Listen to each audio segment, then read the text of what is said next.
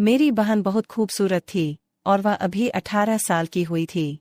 एक बार जब मैं अपनी पत्नी के साथ कुछ काम कर रहा था तो वह खिड़की से हमें देख रही थी। कुछ दिनों के बाद मैंने नोटिस किया कि वह मुझे अलग नज़र से देखती थी। कुछ समय तक ऐसा ही चलता रहा। एक दिन मेरी पत्नी घर पर नहीं थी और हम अकेले थे। तभी मेरी बहन ने मुझसे कहा, भैया, मैं आपसे कुछ पूछना चाहती हूँ। मैंने उससे पूछा, क्या पूछना है? उसने कहा, भैया, मैं आपको कैसी लगती हूँ? मैंने जवाब दिया, तुम बहुत अच्छी लग रही हो।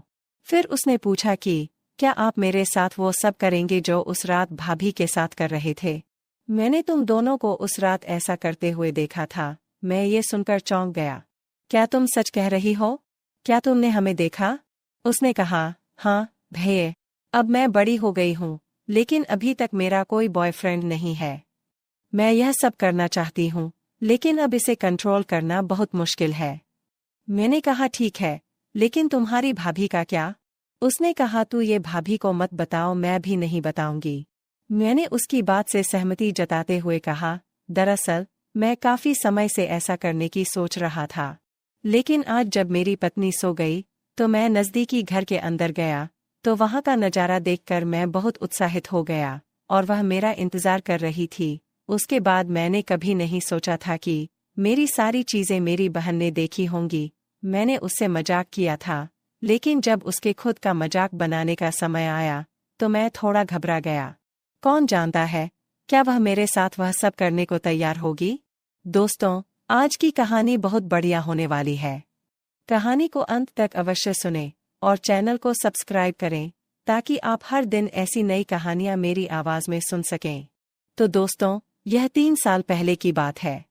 यह मेरी शादी का दिन था और इसे बहुत धूमधाम से मनाया गया। शादी के बाद मेरी पत्नी नेहा घर आई तो मैं बहुत खुश था, क्योंकि मेरी पत्नी बहुत खूबसूरत थी और सबसे ज्यादा मजा मुझे उस पल का आया। शादी के बाद पति पत्नी के बीच क्या होता है उसके बाद धीरे धीरे कुछ दिन और महीने बीत गए। हमारी जिंदगी अच्छी चल रही थी। मेरी एक बहन थी जिसका नाम ज्योति था। वह बहुत खूबसूरत थी और मैं हमेशा उसके साथ मजाक करता रहता था। एक दिन ज्योति का फोन आया और उसने कहा, भाई, मैं बस स्टैंड पर आ गई हूँ, मुझे लेने आ जाओ। मैं एकदम से चौंक गया। मैंने कहा, क्या तुम सच बोल रही हो? तो वो बोली, हाँ भाई, और मैं तुरंत बस स्टैंड चला गया।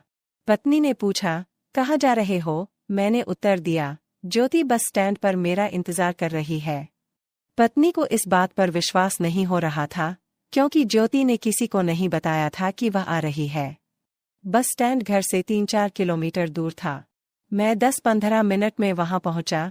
15 मिनट बाद जब मैं वहां गया तो ज्योति मेरा इंतजार कर रही थी और मैंने उससे कहा, ज्योति, तुम्हें हमें फोन करके बताना चाहिए था कि तुम आ रही हो। वे बोली, भाभी को सरप्राइज देने के लिए नहीं बताया। मैंने पूछा, इस बड़े बैग में क्या है? उसने कहा, ये मेरे कपड़े हैं, अब मैं 2-4 महीने के लिए रहने आई हूँ। उसके बाद मैं उसे अपने घर ले आया। ज्योति को देखकर नेहा बहुत खुश हुई। मैंने नेहा से कहा, मुझे नाश्ता जल्दी दे दो, क्योंकि मेरे ऑफिस जाने का समय हो गया है। मैं शाम को जल्दी घर आऊंगा। नेहा शीशे के सामने अपने बालों में कंघी कर रही थी। मैंने उसे पीछे से पकड़ लिया और उसने भी मेरा हाथ पकड़ लिया। जब उसने मेरी तरफ देखा तो मैंने झट से उसे छोड़ दिया और पूछा, ज्योति, तुम्हारी भाभी कहाँ है? और तुम उसके कपड़े क्यों पहन रही हो? ज्योति ने कहा, भाभी बाजार गई है कुछ सामान लाने के लिए। तो मैंने उससे कहा, ज्योति, चाय बनाओ। और फिर ज्योति चाय बनाने के लिए रसोई में चली गई। मेरा दिल तेजी से धड़क रहा था। मैं इस बात से हैरान था कि भले ही मैंने उसे कसकर गले लगाया था, फिर भी ज्योति ने कुछ नहीं कहा। कुछ देर बाद वह चाय लेकर आई। मैंने उससे कहा, सॉरी ज्योति, मुझे लगा कि ये तुम्हारी भाभी है, इसलिए मैंने तुम्हें पीछे से पकड़ लिया। उसने उत्तर दिया, भाई, इसमें माफी मांगने की कोई बात नहीं है। तुमने मुझे जानबूझकर नहीं पकड़ा था। मैंने कहा, यह सही है, लेकिन तुम्हें कैसा लग रहा है?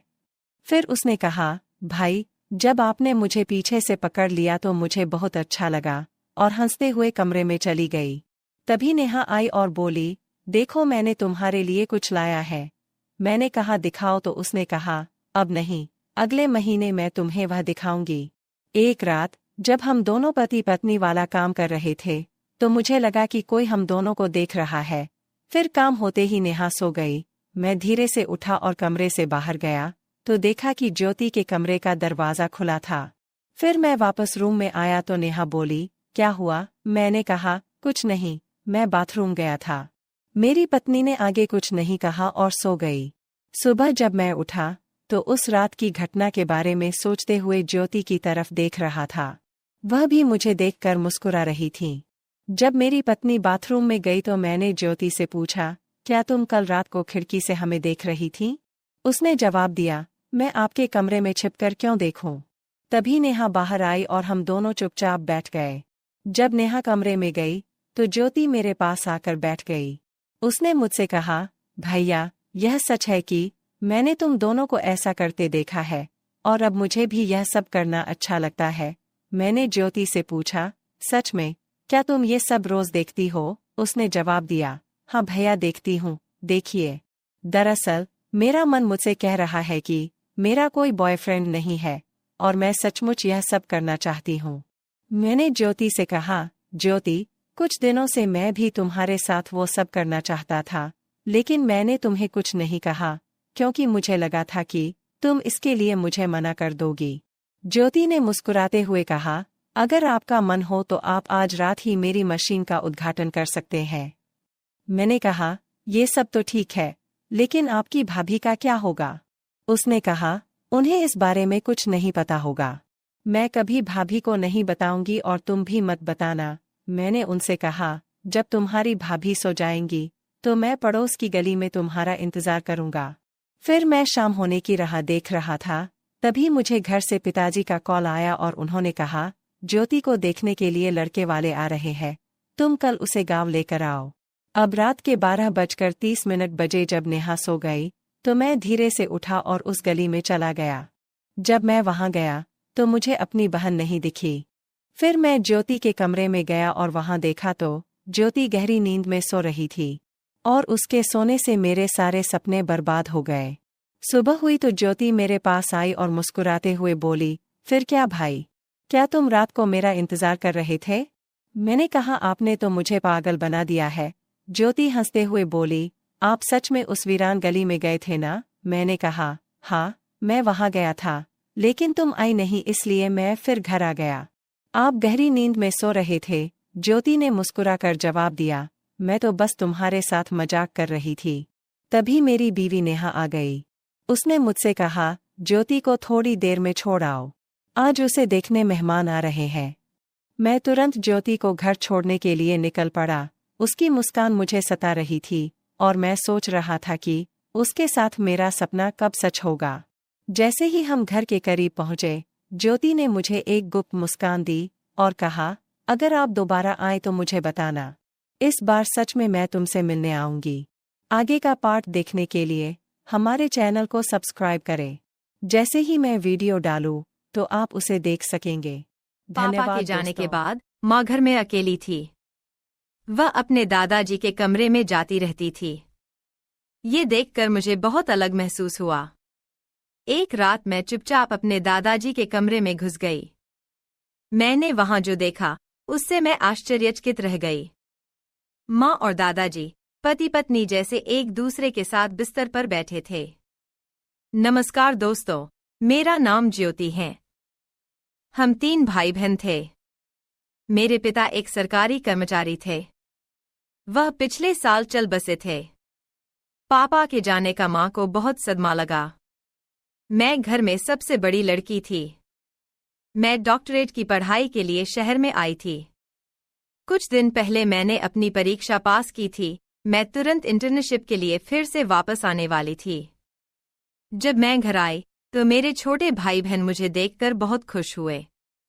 उस दिन मेरे दादाजी मुझसे मिलने आए। वह मेरे परदादा नहीं बल्कि मेरे पिता के चाचा थे और रिश्ते में वो मेरे दादाजी थे। पिताजी के जाने के बाद दादाजी ने घर को समझने में हमारी मदद की। माँ बहुत सारे काम नहीं कर पाती थी। हमारा घर पिता की पेंशन से चल रहा था। मेरी छोटी बहन और भाई जुड़वा थे। वह अब 5वीं कक्षा में पढ़ रहा था। जिस दिन मेरे दादाजी मुझसे मिलने आए, वे हमारे घर में ही रुके। जब से मैं घर आई तो मेरी माँ मेरी शादी के पीछे पड़ी थीं। दादाजी भी मेरी शादी का मुद्दा उठाते थे। मैंने अपनी पढ़ाई सिर्फ शादी करने के लिए नहीं की। जब भी घर में शादी की बात आती तो मैं अपने गांव की दोस्त अंजलि के पास जाकर बैठ जाती थी। उस दिन कुछ ऐसा ही हुआ। सुबह जब मेरे भाई बहन स्कूल चले गए तो माँ फिर मेरी शादी की बात करने लगीं। मैं उसकी बातों से तंग आकर अपने दोस्त के घर चली गई। 3 से 4 घंटे बाद ही मैं घर आई। जब मैं घर आई तो मैंने देखा कि हमारे घर का दरवाज़ा थोड़ा खुला हुआ था। मैं अंदर गई तो मुझे किचन में मेरी माँ नहीं दिखी। मैंने अपनी माँ को आवाज़ दी। तभी अचानक माँ अपने कमरे से बाहर आ गई और वो थोड़ी डरी हुई थी। माँ की साड़ी इधर उधर हुई थी। मैंने उनसे पूछा कि क्या हुआ माँ, तुम इतनी डरी हुई क्यों हो? तभी माँ ने कहा, कुछ नहीं, मैं तो बस अपने कमरे में कपड़े की अलमारी ठीक कर रही थी और तुमने जोर से आवाज लगाई तो मैं जल्दी से बाहर आ गई। आते समय मेरा पैर मेरी साड़ी पर पड़ गया और साड़ी भी उतर गई। तुम्हारी तेज आवाज सुनकर मैं बिना साड़ी पहने ही उसे लपेटकर बाहर आ गई। अब बताओ क्या हुआ है? कुछ नहीं, मैंने तुम्हें देखा नहीं तो तुम्हें जोर से आवाज दी, तू पागल लड़की है। ऐसा कहते ही माँ अपने कमरे में वापस चली गई। मैं उसके पीछे पीछे चली गई। तभी मैंने देखा कि माँ के कमरे की खिड़की खुली हुई थी। मैं माँ के पास जाकर उनके कमरे में बैठ गई। तभी मैंने उसके बिस्तर पर पुरुषों की घड़ी पड़ी देखी। जब मैंने अपनी माँ से इस बारे में पूछा तो उन्होंने बताया कि हमारा सचिन कहीं से कुछ भी ले आता है। यह घड़ी उसके स्कूल जाने से पहले यहीं पड़ी थी। डॉक्टर महोदया, आपने अभी केवल अपनी चिकित्सा शिक्षा पूरी की है, रिजल्ट आना अभी बाकी है। माँ ने कहा, फालतू सवाल मत पूछो। अगले दिन माँ का चचेरा भाई सागर घर आया। माँ का कोई सगा भाई नहीं था। जब मेरे पिताजी थे तब भी मैंने सागर मामा को घर आते देखा था। सागर मामा कई महीनों के बाद हमारे घर आए। उन्होंने कहा कि गांव की पंचायत में कुछ काम है और इसके लिए वो कुछ दिन हमारे घर पर ही रुकने वाले हैं। एक दिन जब हम खाना खा रहे थे तो माँ हम सब के लिए खाना बना रही थी।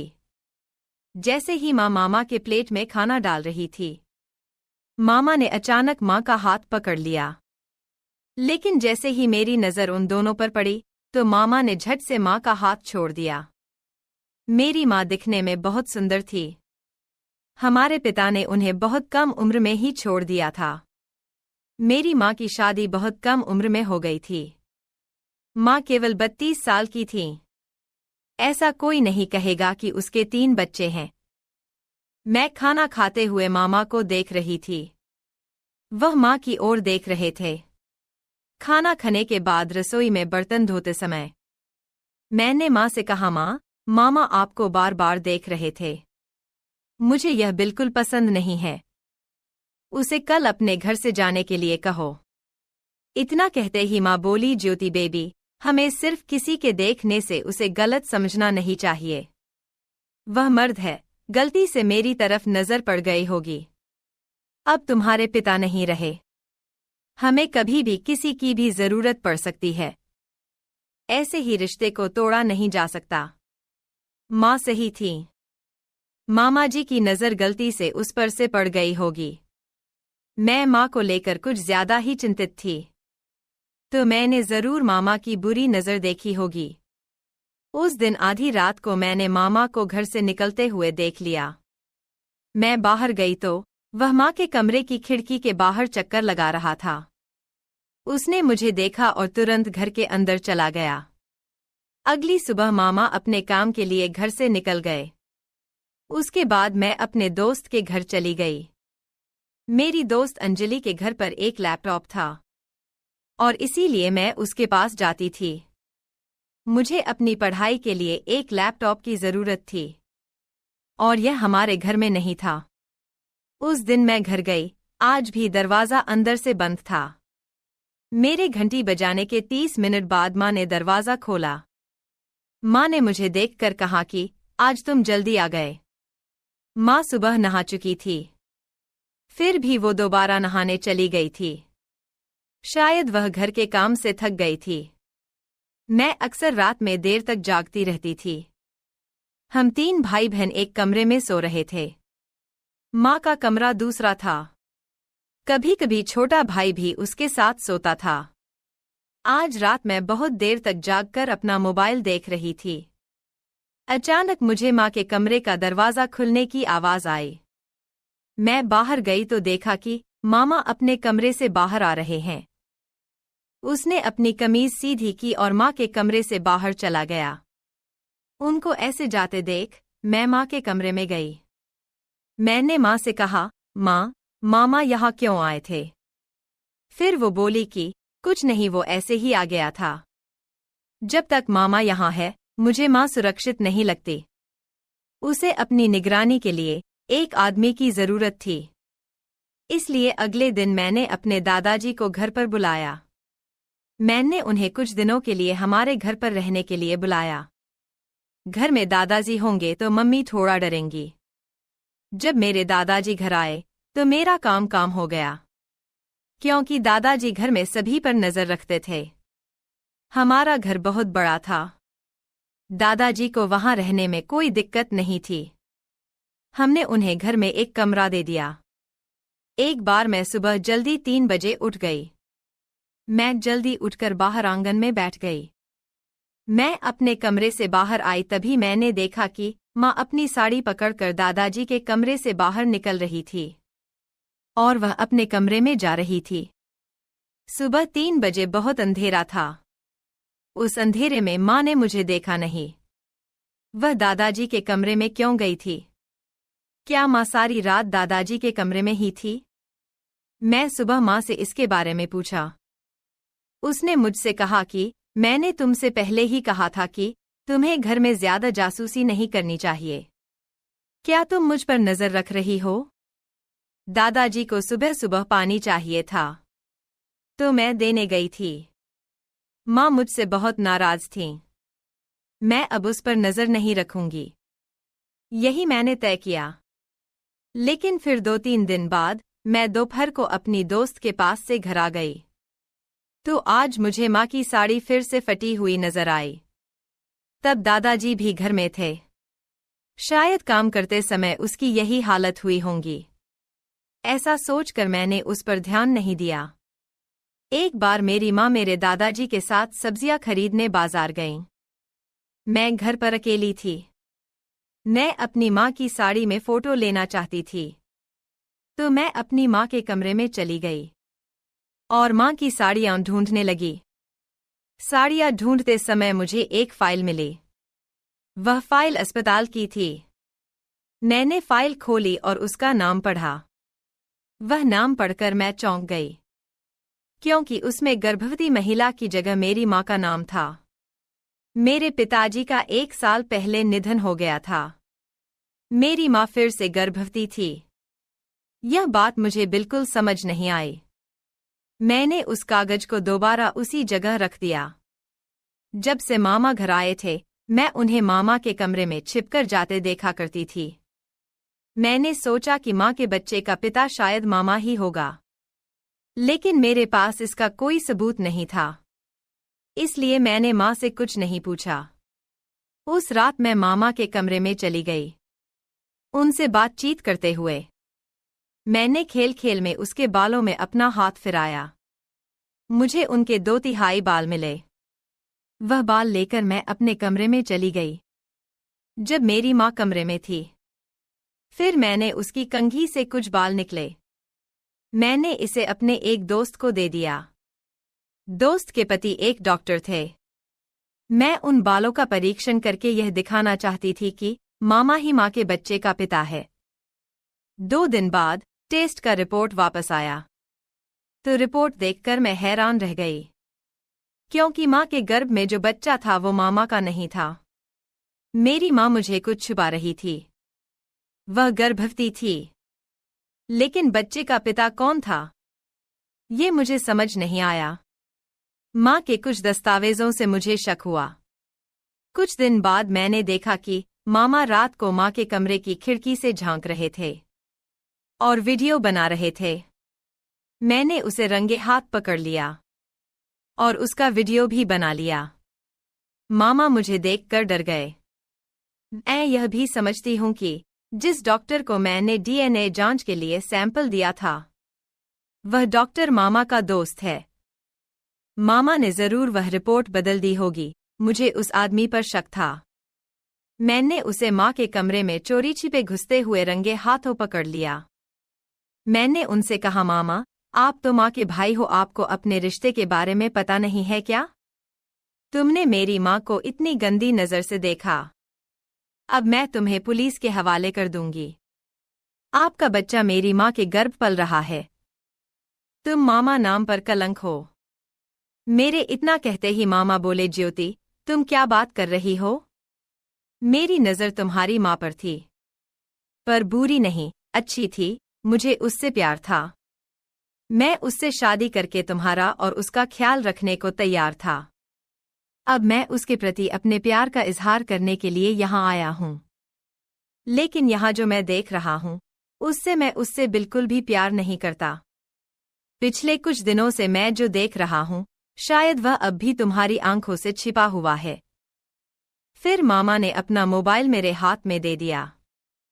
उसने मुझे वह वीडियो दिखाया जो उसने माँ के कमरे में घुसकर बनाया था। वो वीडियो देखकर मेरी आंखें खुली रह गईं।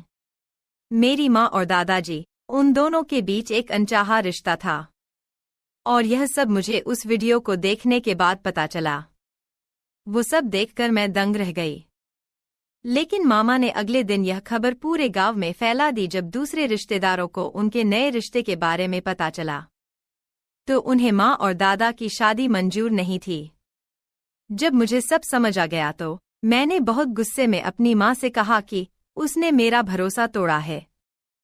मैं उसे कभी माफ नहीं करूंगी। माँ, तुम दादाजी से शादी के बारे में कैसे सोच सकती हो? मैंने उससे यह पूछा। माँ ने कहा कि तुम्हारे पापा के जाने के बाद मैं बहुत अकेली हो गई थी। मुझे 3 बच्चों की देखभाल करनी थी। उस वक्त दादाजी ने मेरी बहुत मदद की। तुम्हारे पापा की 15,000 पेंशन से मैं घर का खर्च चलती हूँ। कई बार दादाजी ने तुम्हारी शिक्षा के लिए पैसे भेजे हैं। यह सहयोग मुझे मेरे रिश्तेदारों से नहीं मिला। तुम्हारे पिता के जाने के बाद मुझे इसी एक आदमी ने सहारा दिया। हम दोनों एक दूसरे से प्यार करते हैं। माँ किसी की बात सुनने को तैयार नहीं थी। दादाजी उससे प्रेम करते थे।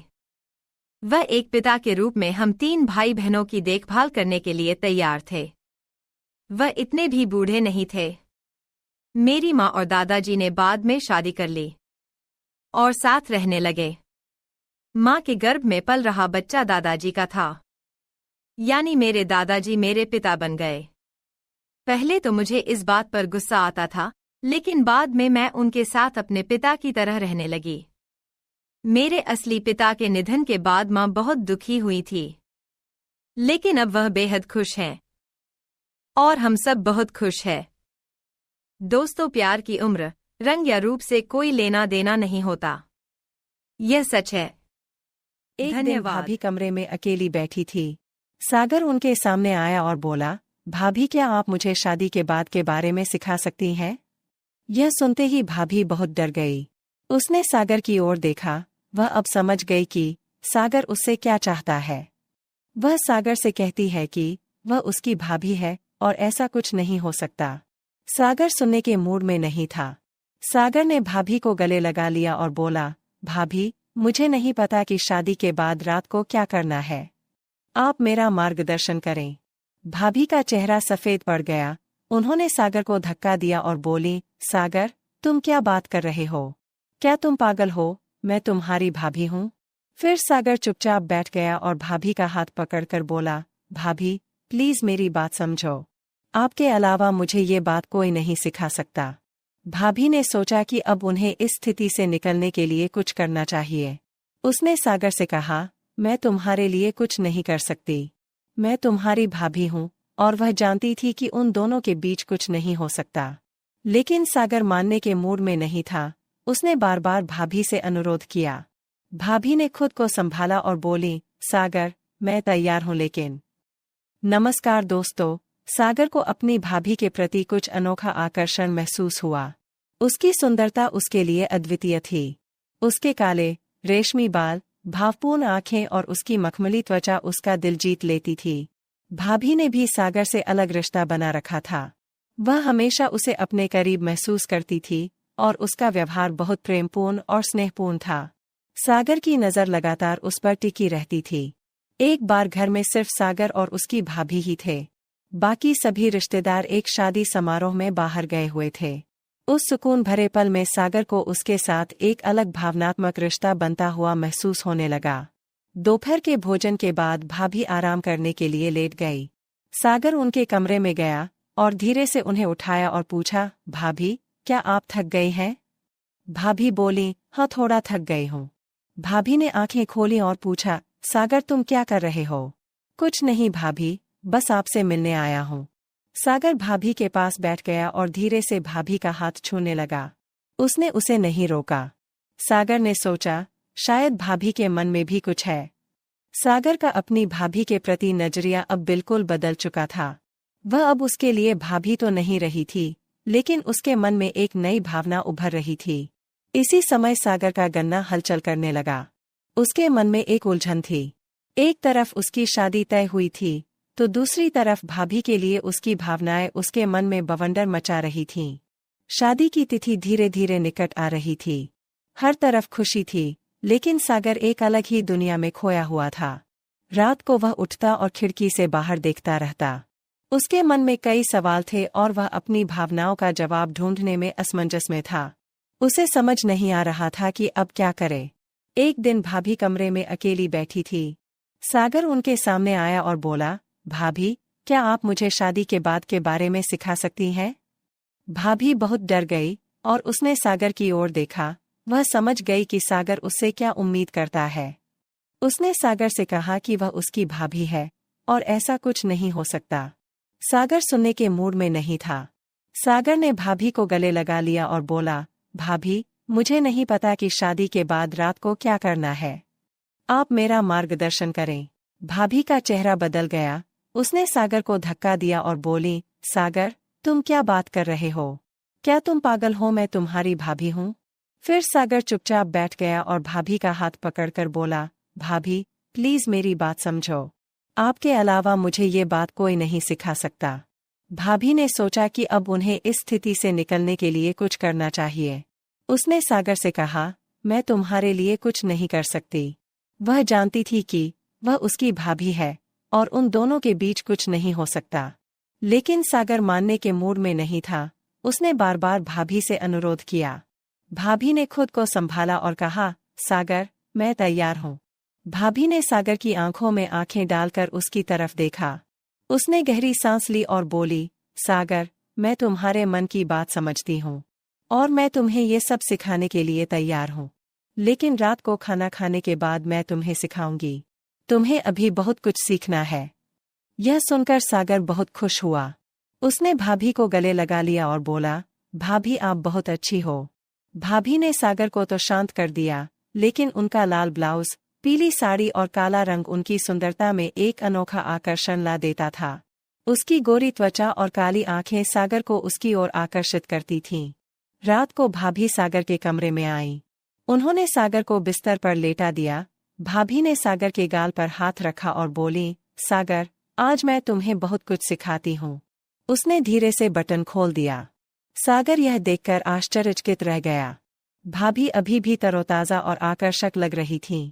उसने सागर को अपने पास खींच लिया और उसके कान में कुछ फुसफुसाने लगी। सागर शर्म से लाल हो गया। उसे लगा कि आज उसकी जिंदगी का खास पल है। सागर ने जेब से एक गोली निकली और खा ली। अब वह स्पष्ट रूप से जानता था कि उसे क्या करना है। सागर ने गोली खा ली और उसकी भाभी ने उसे सब कुछ सिखा दिया। लेकिन गोली का असर बढ़ने से उसके शरीर में एक अलग ही ऊर्जा पैदा हो गई। उसकी आंखों में एक विशेष चमक थी। सागर ने भाभी की तरफ देखा और उनकी तरफ बढ़ने लगा। भाभी घबरा गई। उसने सागर को रोकने की कोशिश की, लेकिन उसने कुछ नहीं सुना। उसकी ताकत बढ़ गई और वह अपनी भाभी के काफी करीब आ गया। सागर ने उसमें प्रवेश किया। भाभी को बहुत दर्द हुआ, वो चिल्लाई लेकिन सागर नहीं रुका। उसने अपने कार्य पर ध्यान केंद्रित किया और उसकी भाभी ने उससे विनती की, लेकिन कोई फायदा नहीं हुआ। आखिरकार सागर के शरीर की ऊर्जा खत्म हो गई और वह थककर अपनी भाभी पर गिर पड़ा। उसके चेहरे पर संतुष्टि का रंग था। भाभी ने ये सब देखा तो उसकी आंखों में आंसू आ गए। कुछ देर बाद सागर को होश आ गया। उसने इधर उधर देखा तो उसकी भाभी उसके बगल में सो रही थी। वह अपने किए पर शर्मिंदा था। उसे एहसास हुआ कि उसने क्या किया है। सागर उठ बैठा और भाभी को जगाया। सागर ने उसे गले लगाया और माफी मांगी। भाभी ने उसे माफ कर दिया और कहा कि उसका ऐसा करना ठीक नहीं है। फिर वे दोनों अपने अपने कमरे में चले गए। दोस्तों, अगर आपको यह कहानी पसंद आए तो लाइक करें और चैनल को सब्सक्राइब करना ना भूलें। मिलते हैं अगले ऐसे ही वीडियो में, तब तक के लिए आप सभी का बहुत बहुत धन्यवाद। समझता था, लेकिन जब मैंने उसे एक रात 12 बजे उसके रूम में जो करते देखा, उसके बाद मेरा उसे देखने का नजरिया पूरी तरह बदल गया था। क्योंकि वो अपनी उंगली से, मेरा नाम प्रेम है, मेरी उम्र 24 साल है और मेरी एक छोटी बहन है जिसका नाम अर्पिता है। अर्पिता बेहद सुंदर है और बिल्कुल जानवी कपूर जैसी दिखती है। वो सिर्फ 21 साल की है। ये कहानी उस पल की है जब मुझे पता चला कि मेरी वो मासूम बहन अब बड़ी हो गई है। ये बात है 1 साल पहले की, जब मैंने उसके फ़ोन में कुछ ऐसा देखा जिसने मुझे अंदर तक हिला दिया। जिस बहन को मैं हमेशा मासूम समझता था, उसके बारे में वो सच जानकर मुझे यकीन नहीं हुआ। ये कहानी उसी पल से शुरू होती है जब मैंने अपनी बहन के बारे में वो राज जाना जिसने हमारी जिंदगी बदल कर रख दी। गर्मी की रात थी। हवा जैसे थम सी गई थी और मेरे कमरे में पड़े बिस्तर पर सोने में भी मुश्किल हो रही थी। प्यास के मारे मेरी नींद खुल गई और जैसे ही मैंने पानी की बोतल उठाने की कोशिश की, पता चला कि वो खाली थी। वक्त देखा तो रात के ठीक 1 बज रहे थे। नींद की खुमारी में मैं रसोई की ओर बढ़ा, जहां पानी की ठंडी बोतलें रखी होती थीं। तरफ जाते हुए मैंने देखा कि मेरी बहन अर्पिता के कमरे की लाइट जल रही थी। ये देखकर मैं थोड़ा हैरान हुआ, क्योंकि अर्पिता हमेशा सोते वक्त लाइट बंद करके सोती थी। हमारे घर में ये नियम था कि सभी को सोते समय लाइट बंद रखनी चाहिए और अर्पिता इस नियम का सबसे ज्यादा पालन करती थी। मैंने सोचा कि शायद वो लाइट बंद करना भूल गई होगी। अपनी बोतल में पानी भरते हुए मैंने मन ही मन सोचा कि उसकी लाइट बंद करके उसे आराम से सुला दूं। जैसे ही मैं उसके कमरे का दरवाज़ा खोलने लगा, एक अजीब सी बेचैनी मेरे अंदर घर कर गई। क्या अर्पिता जाग रही होगी या फिर वो सिर्फ नींद में लाइट छोड़कर सो गई होगी? दरवाज़ा खुलते ही जो मैंने देखा उसने मुझे अंदर तक हिला दिया। अर्पिता अपने बिस्तर पर बैठी थी। उसके चेहरे पर एक गंभीरता थी और वो अपने फ़ोन की स्क्रीन में कुछ देखने में पूरी तरह मग्न थी। रात के इस समय, जब हर कोई गहरी नींद में था, अर्पिता का यूं जागना और फ़ोन पर इस तरह से कुछ देखना बेहद अजीब लगा। जैसे ही मेरी नज़र उस पर पड़ी, उसने फटाफट फ़ोन को छुपा लिया और उसकी आंखों में डर की एक झलक साफ दिखी। उसकी ये हरकत इतनी अप्रत्याशित थी कि मैं एक पल के लिए समझ नहीं पाया कि क्या कहूँ। अर्पिता, जो हमेशा शांत और संयमित रहती थी, उसके चेहरे पर इस वक्त चिंता और घबराहट की लकीरें साफ नजर आ रही थीं। मैंने धीरे से पूछा, अर्पिता, सब ठीक है? इतनी रात गए जाग रही हो?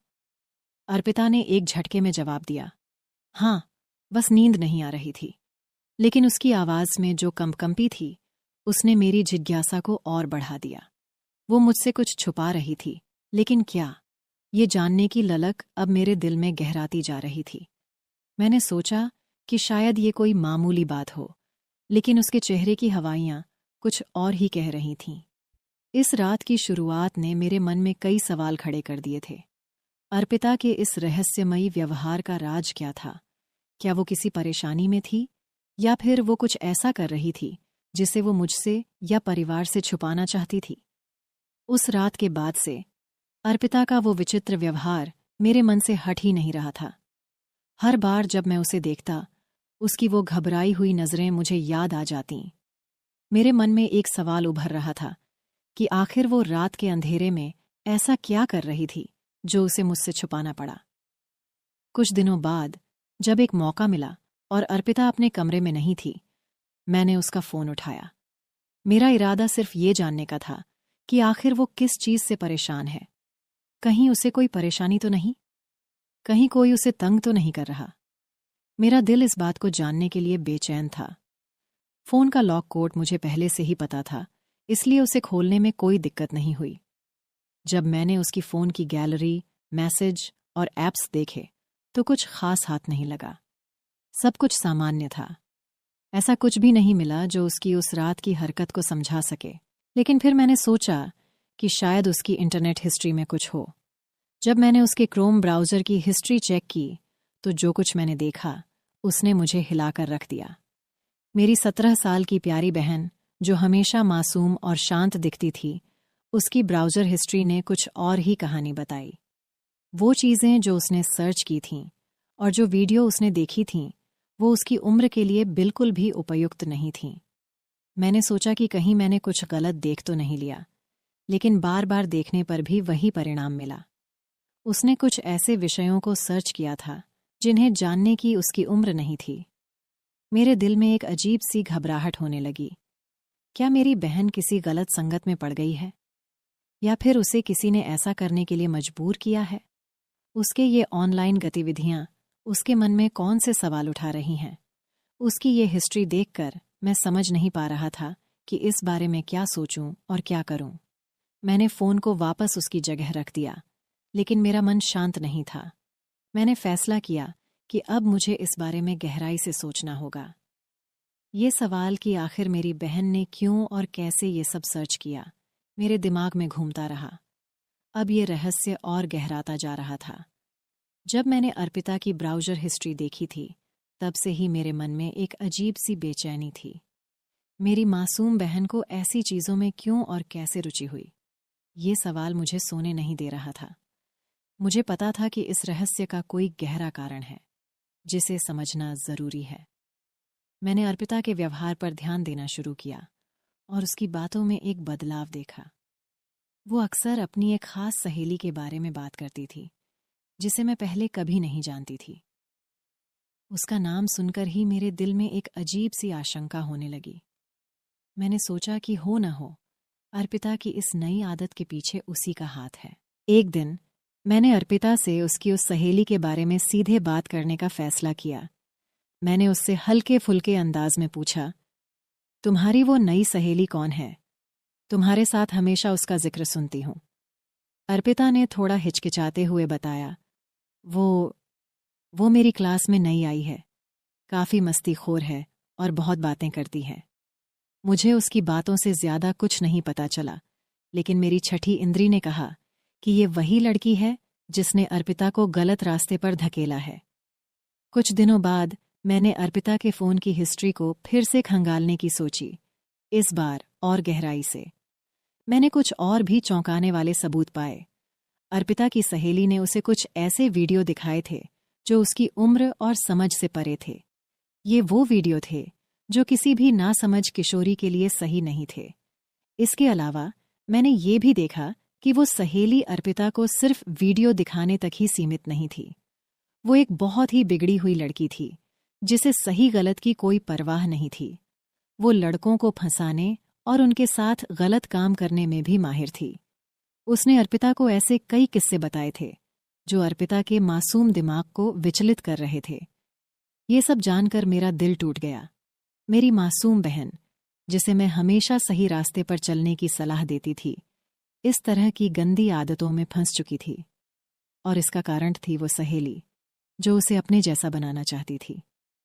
अब मुझे अर्पिता को इस दलदल से बाहर निकालना था। मैंने फैसला किया कि सबसे पहले मुझे उस सहेली से अर्पिता की दूरी बनानी होगी, और उसके बाद मुझे अपनी बहन को प्यार और समझदारी से समझाना होगा कि वो किस राह पर चल पड़ी है और उसे किस तरह से वापस सही रास्ते पर लौटना है। इस तरह मैंने अपनी बहन को उस गलत संगत से बचाया और उसे जीवन के सही रास्ते पर लाने की कोशिश की।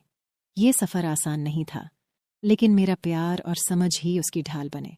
अंत में अर्पिता ने उस सहेली से दूरी बना ली और अपनी गलतियों से सीखा। ये अनुभव हमारे रिश्ते को और मजबूत बना गया। इस कहानी से हमें ये सीखने को मिलता है कि गलत संगत कितनी जल्दी और आसानी से हमें गलत रास्ते पर ले जा सकती है, लेकिन अगर परिवार का सहारा और समझदारी हो तो कोई भी राह मुश्किल नहीं होती।